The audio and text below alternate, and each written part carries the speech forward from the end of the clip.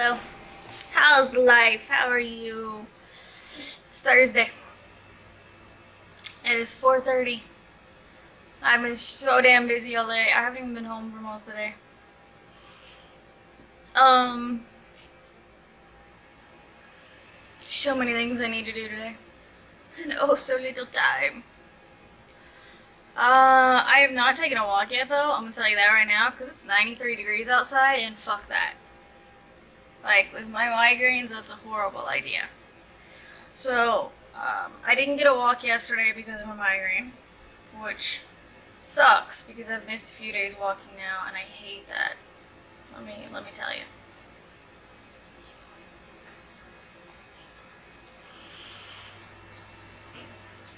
Well, yesterday I didn't actually walk, but Dana and I did a lot of errands, like I told you in the vlog from yesterday that like we went to Target and stuff. And so we did like a decent amount of walking from doing that. Like, my fitness tracker estimated 0.29 miles. I don't know how accurate that is though, like, for a lot of reasons. So here's the main discrepancy. When I do one lap around the apartments, it's like 0.6 something miles is what it calculates. And it usually calculates just over 1,200 steps.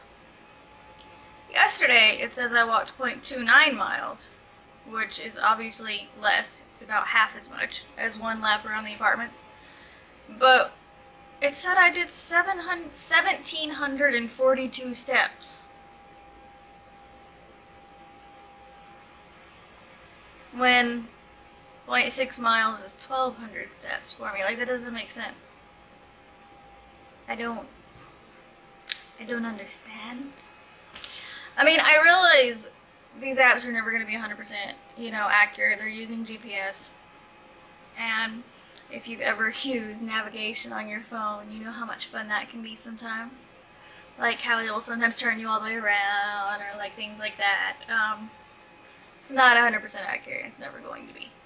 I just don't understand how it's that far off. Either I walked a lot more than it says, or I took a lot less steps than it says. One or the other. And we're talking by like over 500 steps.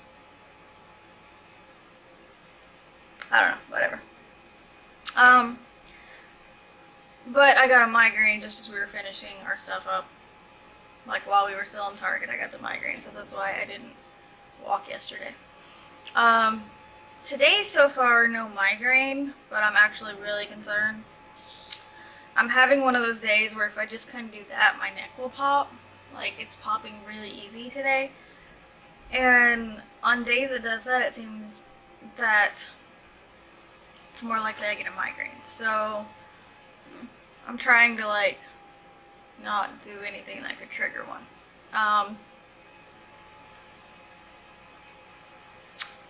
Yeah, okay, hang on. My husband just texted me to ask if he locked the door when he left. Yes. So he was home on lunch break. He is now going back to work. I had the car for the first part of his shift though, because I had things to do. I had to go get an MRI done. The MRI was horrible. I've had 5, 6 MRIs in my life. Most of them in the past 3 years. Never had a problem with one. Never. I've had MRIs where they give you an IV for contrast dye. Never had a problem. Like, I don't get claustrophobic. Never had a problem. This one, it's not the funnest thing ever. First of all, the woman could not get the IV right because I had to have contrast dye with this one. I've had so many IVs in the last year, okay? Just in the last year, I've probably had 12 IVs. Some were from tests that included contrast dye.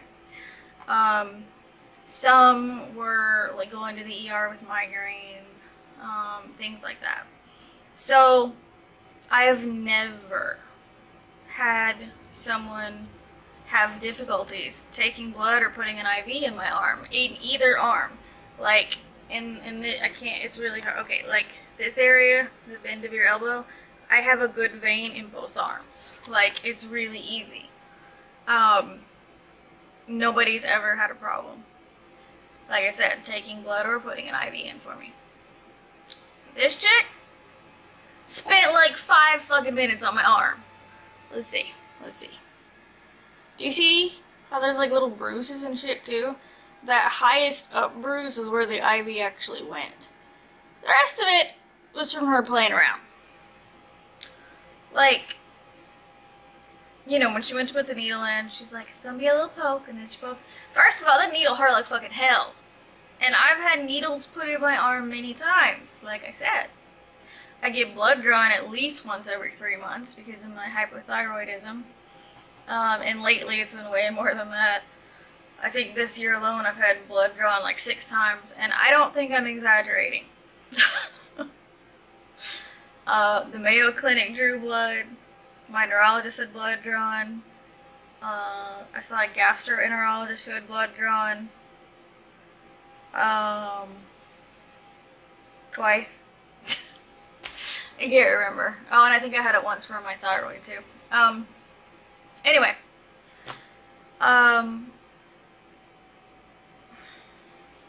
The needle hurt like hell, which annoyed me. Like, normally it doesn't hurt that much when they put an IV in. And then, so I expect her to, like, you know, put that little clear tapey thing, whatever, over the IV, and, you know, we're done with it, but she didn't, and she's like, I'm not looking because I can't look. Like, it doesn't bother me much to have it done anymore because I've had it done so many times, I'm getting used to it, but I still can't look. Like, I'll get sick to my stomach. So, I'm not looking, but, like, I'm noticing, like, she's messing with it a lot. She hasn't put, like, the tape over it to hold it in. Like, what is she doing? And it feels like she's pushing around on different parts of my inner elbow. And, like, it's not hurting, but it's uncomfortable. And it's making me put all my attention on this spot on my arm where there's a needle. And that's not good for me, because I don't do well with needles. I'm used to getting blood drawn and IVs put in for myself, and as long as it goes smoothly, I'm okay with it. But I can't watch me or anyone else get a needle put in them. I will get sick to my stomach. And if anything kind of goes off, like one time I had a student take blood from me. I should have said no. That girl, so like, if you've ever had blood drawn or an IV put in, you know when they take it out, they generally hold like a piece of cotton or gauze on it as they pull it out, because it's gonna start bleeding. And then they put tape over it or whatever they use to hold the cotton or gauze down, and then you're supposed to keep it on for like 10 minutes.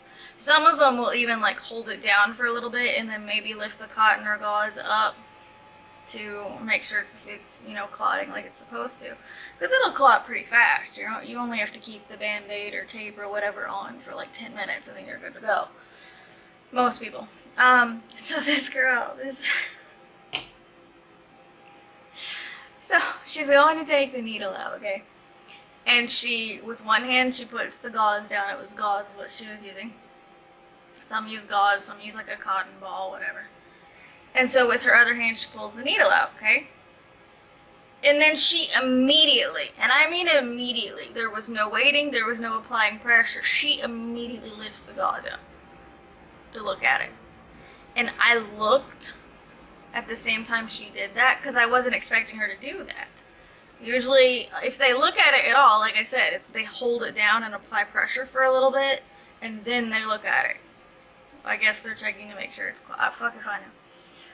But I looked when she did that, when she immediately lifted the gauze up, and there was just a pool of blood in my inner elbow in that little crease. Oh. She didn't even say anything. She just put the gauze back down and, like, you know, put the tape or whatever around it, and she's like, alright, thanks, you're bye. And I was like, you're not supposed to do that! I actually, by the time I got out to my car that day, I was nauseous. Like, I just had to sit in my car I was pale and nauseous and like getting really like clammy and sweaty. I just had to like sit in my car and calm down before I could drive because I don't do well with stuff like that. So back to today. So this woman's just playing around with it forever, and I'm like, are you having a problem? And I told her, like, nobody else has ever had a problem getting a vein on my arm. She's like, oh, I got the vein, but it won't stay in. I'm like, I wanted to be like, then you're not doing your job right. Because from what I understand, Daniel learned a little bit about this when he was in massage therapy school because they also had a medical assistant program and they needed people to test on, of course. So like Daniel would go over there sometimes. So would some of the other massage therapy students, but you know, they would go over and let them test on like their hands and arms and stuff. And what Daniel learned from them about that is that the vein will try to push the needle back out if they don't put the needle in far enough. Now, if any of you out there know this better than I do, feel free to correct me. But that's the understanding I'm under, is that if they're having difficulty with the vein pushing it out, it's because they didn't put it in far enough. She fucking played with that forever. And like I'm laying there and I'm like eyes closed because I'm like getting nauseous. And I feel like I'm getting pale and I'm like, I can't. Like this is making me sick to my stomach. Like, because it's keeping all my attention right there where my attention needs to not be. And she's like, is it hurting? And I'm like, no, it's not hurting right now, but I'm getting sick to my stomach. I don't do well with stuff like that. And she's like, oh, well, maybe I should just take it out. And I'm like, what? Why? So you can go try on the other arm and fuck that one up, too? Like, finally, she said she got it. It was bad, though. It was bad. Then I had to do the MRI, like, laying on my stomach, and I've never done an MRI laying on my stomach before. It was uncomfortable, like, the positioning was uncomfortable, my lower back was hurting, one of my arms, like, I seriously couldn't feel my arm for the majority of the MRI, and when I got out of it, I could not feel my arm. Like, I couldn't feel it. Like, I would try to move it, and I wasn't really sure if it was moving or not, because I couldn't feel it. So that was fun. It's a fun day at the MRI place. Fun day! Yeah. It was so much fun. Anyway, that's been my fun today. So, I got home, then I had to go pick Daniel up for lunch. That way he can come home for lunch, and then he can get the car. So I don't have to pick him up at, 11 o'clock tonight. I straightened my hair because it was looking a little, it was like, whoosh, I don't really know what that was about. Because it doesn't seem that humid outside. Like, sometimes it is really humid. This is Florida, but it doesn't seem that humid. But, I don't know. So I ran a flat iron through it to calm it down a bit. I wanted to play with makeup today, but I haven't done that yet because life got in the way. I'm very behind right now on all the things I need to do today. I actually am in the middle of editing my vlog from yesterday, which obviously will be up by the time you watch this one. So that's the next thing I'm going to do. So I'm going to let you go for now. I might come back later. I don't know. We'll see. Lestat is sleeping on his cat tree, as you can see right there. As she's sleeping on the bed, they're very cute. I put a picture of Lestat up on Instagram today. Yeah, it's from today. Alright, I will talk to you all later. Bye. Hello. How are you? I'm good. I put some makeup on. I actually really like the way it turned out today. I tried a new thing. So I'm gonna tell you what I did.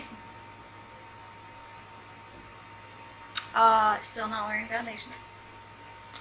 NYX Angel Veil Primer.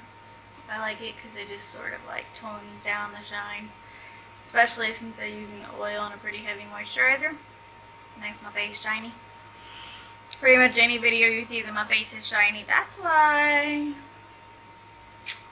So for my eyes, I used the NYX Lil Lingerie in Rose Pearl. I love this. I love the color of it. My upper eyeliner, this was the new thing I used. This is Wet n Wild Cream Eyeliner in black, but their black is called Carbon Mirage. I really like it. I find it easier to put on than pencils. Lower, like, waterline, though, is the Wet n Wild On Edge Longwear Eye Pencil in You're the Yin. My concealer under my eyes is Maybelline Instant Age Rewind. As you can see, I need a new one. It's getting pretty low. I use one of my little mini Real Technique sponges for my concealer. Cheeks is the Wet n Wild Mega Glow Makeup Stick Blush in Peach Bums. I like it. Powder just to set my under eye concealer is the Wet n Wild Photo Focus Pressed Powder. I don't know why you care about what shade I am in, but I am in Warm Light. And then eyelashes. Wet n Wild Photo Focus Lash Primer, and then CoverGirl Supersizer. I love the way it came together. It makes me happy. So you be happy too, okay? How many of you watching this actually care about my makeup? Probably none. Alright. I'm gonna let you go now. I have a lot to do. Okay, thanks. Bye.